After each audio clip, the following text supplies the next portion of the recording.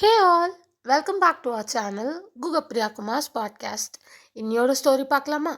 இன்னைக்கு நம்ம பார்க்க போகிற ஸ்டோரி Her Dream Bicycle. இது ஒரு சின்ன பொண்ணோட கனவு மட்டும் இல்லை, ஒரு ஃபேமிலியோட போராட்டம், ஒரு பொண்ணோட தன்னம்பிக்கை.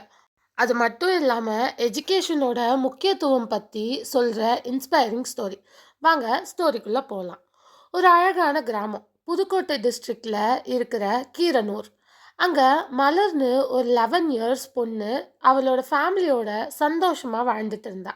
அவளோட அப்பா கதிர்வேல் ரொம்ப கஷ்டப்பட்டு விவசாயம் பண்ணுற ஃபார்மர். மழை சரியாக வராததுனால ஃபேமிலிக்கு இன்கம் ரொம்ப கம்மி. வீட்டில் எல்லாரும் ஹார்ட் ஒர்க் பண்ணுவாங்க. மலருக்கு 2 அக்கா. பெரிய அக்கா பொன்னி கல்யாணம் ஆயிடுச்சு.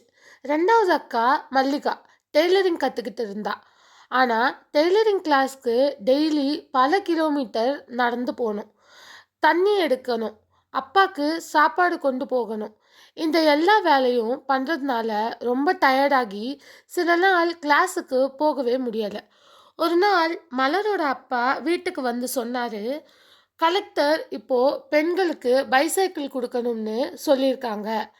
இதை கேட்டதும் மலர் ரொம்ப சந்தோஷப்பட்டா. அப்பா, நானும் சைக்கிள் கற்றுக்கலாமா அப்படின்னு ஆசையாக கேட்டா. மல்லிகாவும் எனக்கு தான் சைக்கிள் ரொம்ப தேவை அப்படின்னு சொன்னான். ஆனால் அவங்க அப்பா கோவத்தில் என் வீட்டில் எந்த பொண்ணும் சைக்கிள் கற்றுக்க கூடாது அப்படின்னு ஸ்ட்ரிக்டாக சொல்லிட்டாரு. ஆனால் காலம் மாறிடுச்சு. வில்லேஜில் நிறைய பொண்ணுங்க சைக்கிள் கற்றுக்க ஆரம்பித்தாங்க. அதை பார்த்த மலரோட அம்மா சாந்தி ஒரு நாள் சீக்ரெட்டாக சொன்னாங்க, நெய்பர்கிட்ட இருக்கிற ஓல்டு பைசைக்கிள் எடுத்துகிட்டு வா, நம்மளும் கற்றுக்கலாம் அப்படின்னு சொன்னாங்க. மல்லிகாவும் சாந்தியும் சைக்கிள் ப்ராக்டிஸ் பண்ண ஆரம்பித்தாங்க. கொஞ்ச நாள் கழிச்சு மலரோட அப்பா வீட்டுக்கு வந்தார். மல்லிகா சிரிக்கிறத பார்த்து புரிஞ்சுது. ஆனால் இந்த மாதிரி அவர் கோவப்படல. சரி, சைக்கிள் கற்றுக்கோங்க, ஆனால் ஜாக்கிரதையாக இருங்க அப்படின்னு சொன்னார். அப்புறம் சாந்தி கிட்ட சிரிச்சிட்டு, நீயும் சைக்கிள் கற்றுக்க ஆரம்பிச்சிட்டியா அப்படின்னு கேட்டார். சாந்தி சிரிச்சுட்டு, ஆமாம், சைக்கிள் கற்றுக்கிட்ட பிறகு லைஃப் ரொம்ப ஈஸி ஆயிடுச்சு அப்படின்னு சொன்னாங்க. அதை பார்த்த மலர் மனசுக்குள்ள ஒரு பெரிய கனவு வந்துச்சு. நாளைக்கு நானும் ஒரு புது சைக்கிளில் ஸ்கூலுக்கு போகணும், காலேஜுக்கு போகணும், அதுக்கப்புறம் என் கனவுகள் என்ன வேணும்னாலும் ஆயிடுவேன். அவளோட கனவு ஒரு சைக்கிளில் ஆரம்பிச்சுது, ஒரு பெரிய ஃப்யூச்சரை நோக்கி போச்சு. மாரல் ஆஃப் த ஸ்டோரி என்ன அப்படின்னா, ஒரு சைக்கிள் ஜஸ்ட் ஒரு வெஹிக்கிள் இல்லை, அது ஃப்ரீடம், எஜுகேஷன், கான்ஃபிடென்ஸ், அப்புறம் ஒரு புது லைஃப்க்கு ஒரு கேட்வே.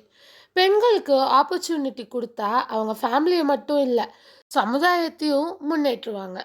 கனவு காணுங்க, அதுக்காக முயற்சி பண்ணுங்க. ஒரு நாள் கண்டிப்பாக உங்கள் கனவு நிஜமாகும். ஸோ இந்த ஸ்டோரி நமக்கு 2 மாரலில் சொல்லுது. ஃபர்ஸ்ட், பாய் கேர்ள்னு பேரியர் ஃபிக்ஸ் பண்ணாதீங்க. நீங்கள் பொண்ணாக இருந்தாலும் உங்களுக்கும் ஃப்ரீடம் இருக்குது, அதை புரிஞ்சுக்கிட்டு நடந்துக்கோங்க. அதுக்குன்னு ஃப்ரீடம் இருக்குன்னு ஓவராக ஆட்டமும் போடக்கூடாது. நம்ம லிமிட்ஸை தெரிஞ்சுட்டு நடந்துக்கணும்.